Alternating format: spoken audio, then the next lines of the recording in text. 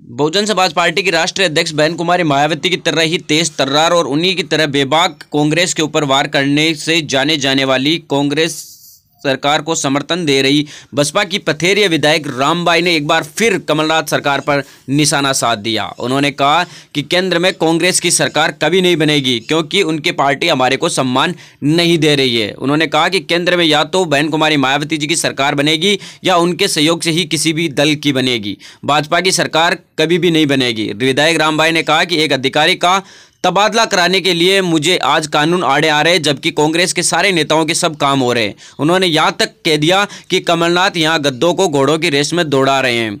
बुधवार को विधानसभा पहुंची विधायक रामबाई ने मीडिया से चर्चा करते हुए कहा कि सरकार हमारे काम का उपेक्षा कर रही है। उन्होंने कहा कि एक काम कराने के लिए मुझे मंत्री के पास चिट्ठी लेकर जाना पड़ रहा है लेकिन काम नहीं हो रहा है जबकि उनके काम तो सारे हो रहे। विधायक रामबाई ने कहा उनके कहने पर तबादले नहीं कराने का आरोप लगाते हुए उन्होंने कहा एक व्यक्ति के तबादले की मांग कर रहे हैं तो वह नियम कानून बता रहे। बसपा विधायक ने कहा कि वह हाईकमान तक यह बात पहुंचा चुकी है, प्रदेश अध्यक्ष को भी बता चुकी है लेकिन काम नहीं हो रहा है। सब विधायक अपने अपने क्षेत्र में काम करा रहे हैं लेकिन हम अपने क्षेत्र में काम नहीं करा पा रहे हैं। अक्सर लोकसभा के चुनाव आने वाले हैं और हमें वोट मांगने भी जाना है। उन्होंने कहा कि कमलनाथ सरकार हमारे को इसलिए काम नहीं करवाने दे रही है जिसकी वजह से हम वोट नहीं मांग पाए।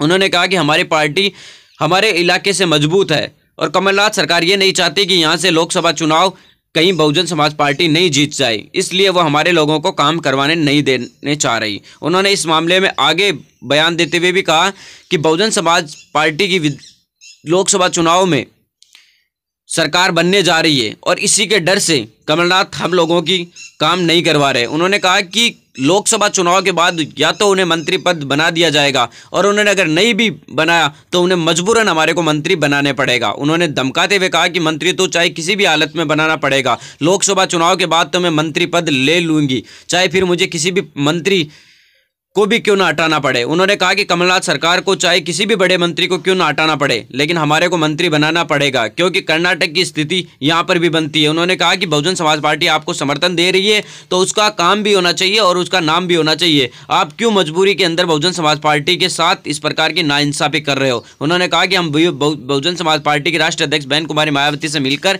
भी इसकी शिकायत करेंगे।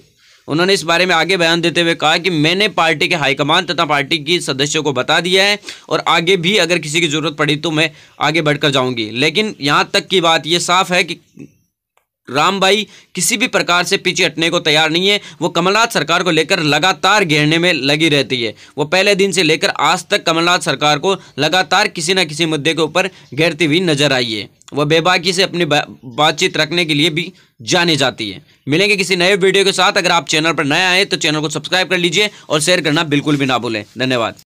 आप हमारे चैनल अम्बेडकर पीपुल्स वॉइस को सब्सक्राइब कीजिए और बेल आइकन भी दबाइए और पाइए हर वीडियो की नोटिफिकेशन।